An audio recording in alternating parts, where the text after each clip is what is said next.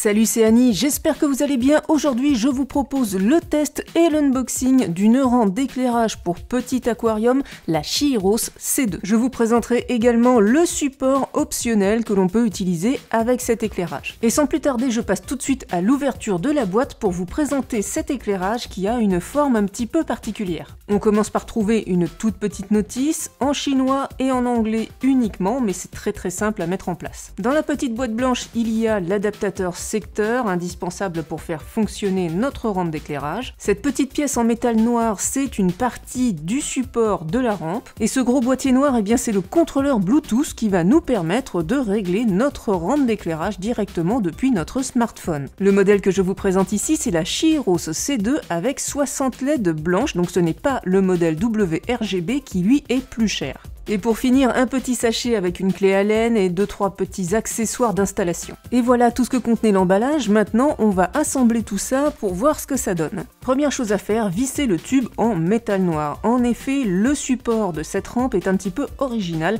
c'est un support déporté. Ensuite, il faut faire passer tout le long du câble électrique l'un des petits joints toriques fournis jusqu'au tube en métal. C'est ce tout petit joint qui va nous servir d'arrêt et de réglage pour la hauteur de la rampe. Sur la vitre arrière de l'aquarium, à gauche ou à droite, on pose le petit support en métal. À l'aide de la clé Allen fournie, je serre les deux petites vis à l'arrière. Attention, il ne faut pas trop serrer, j'ai déjà vu des personnes casser la vitre de leur aquarium en voulant y aller trop fort. Le support en métal fourni permettra d'installer cet éclairage sur du verre jusqu'à 8 mm d'épaisseur. Il suffit maintenant de poser le tube sur le support et de régler la hauteur en remontant ou en descendant le joint torique sur le tube. Vous voyez, c'est très simple à installer. Pour brancher la rampe, il suffit de connecter celle-ci au contrôleur Bluetooth et le contrôleur Bluetooth à votre adaptateur secteur. Cette rampe affiche une consommation de 16 Wh et elle est fournie avec un adaptateur secteur de 36 volts pour 0,8 A.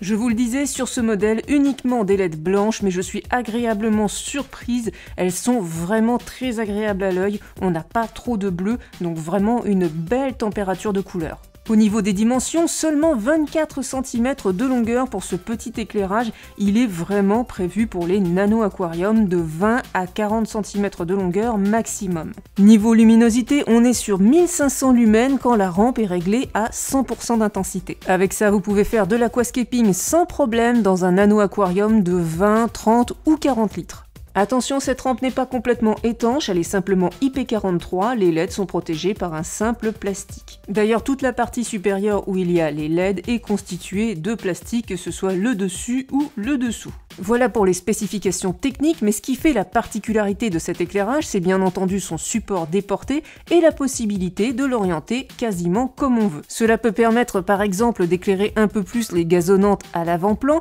cela permet aussi pendant les entretiens d'avoir accès facilement à l'aquarium, il suffit de pousser un petit peu l'éclairage et on peut faire ces changements d'eau, la taille des plantes très facilement sans enlever l'éclairage. Mais si vous souhaitez retirer complètement la rampe, pas de problème, ça prend vraiment 2 secondes. Le design est clairement étudié pour des aquariums de type ouvert où on va laisser pousser les plantes en émergé au-dessus de la surface de l'eau. Aquaterrarium, riparium, wabikusa, shallow tank. Cet éclairage possède un module Bluetooth, je vous l'ai dit, on peut le piloter via smartphone, alors regardons comment ça se présente. Pour commencer, il faudra aller télécharger l'application gratuite My Chiiros sur votre smartphone, c'est disponible sur iOS et sur Android. L'application est vraiment très intuitive et même si tout n'est pas traduit parfaitement bien en français, c'est très facile d'utilisation, on s'y retrouve, c'est très intuitif. Donc on a le choix entre 3 modes de réglage, le mode manuel, donc on-off, où vous réglez manuellement l'intensité de 0 à 100% d'intensité. Le mode auto, c'est celui que je recommande parce que c'est le plus simple à utiliser.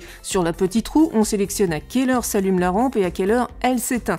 En haut, on peut sélectionner quels jours vont être actifs avec ce programme, donc on peut faire par exemple un programme pour la semaine et un programme pour le week-end.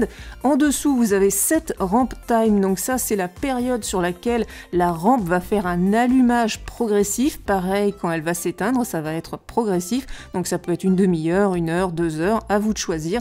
Ensuite, il ne reste plus qu'à définir l'intensité maximale que la lampe va atteindre, donc ça va de 0 à 100%, si vous êtes à 100%, vous êtes à 1500 lumens. Enfin, le mode Customize, personnalisation en français, vous permettra de régler très finement à la minute près votre éclairage, donc ça vous permet de faire des programmes très personnalisés. Donc attention, c'est une rampe qui est seulement blanche, donc vous allez juste ajuster l'intensité de la lumière suivant les horaires. Donc là, à vous de voir si vous préférez ce mode, mais le mode auto est pour moi suffisant. Évidemment, cette application fonctionne avec toutes les autres rampes connectées de la marque Chihiros, donc vous pouvez régler depuis cette application toutes vos autres rampes en Bluetooth, c'est assez pratique. Attention, la rampe fonctionne bien avec un module Bluetooth et pas Wi-Fi, ce qui signifie que vous ne pourrez pas y avoir accès si vous n'êtes pas chez vous ou si vous n'êtes pas à proximité de l'aquarium. Il faut être à 3-4 mètres maximum pour pouvoir la régler. Je vous montre maintenant le support optionnel qu'on peut utiliser avec la Chihiros C2. L'emballage contient un nouveau tube vertical ainsi qu'une grande plaque métallique qui va servir de support de base. Pour l'installation, il faut d'abord commencer par positionner les 3 rondelles métalliques fournies. Ensuite, il faut utiliser de tout petits joints toriques fournis avec la base parce que ce n'est pas tout à fait le même. La base est un petit peu différente, le tube métallique vertical notamment est plus large, donc le joint torique d'origine de la C2 ne convient pas, il faut impérativement utiliser ce nouveau petit joint qui est fourni. On poursuit en glissant le câble électrique de la rampe dans le tube métallique et on visse celui-ci à la base. Ça change évidemment le look de l'ensemble, mais ça va surtout être pratique pour des toutes petites réalisations et notamment du Wabikusa ou encore des TerraBase. Alors qu'est-ce que je pense de cet éclairage? Je vais commencer par les points positifs. L'ensemble est costaud, il y a une belle finition, les plastiques sont de qualité, le design est sympa. L'éclairage fourni est assez intense et la température de couleur, même si on ne la connaît pas précisément, est agréable à l'œil et semble être très bonne pour la pousse des plantes. Ce qui est appréciable avec cette Chihiros C2, c'est qu'elle n'a que des LED blanches, donc c'est très facile à régler pour les débutants. Il n'y a pas à s'inquiéter de savoir combien je mets de rouge, combien je mets de vert, combien je mets de bleu.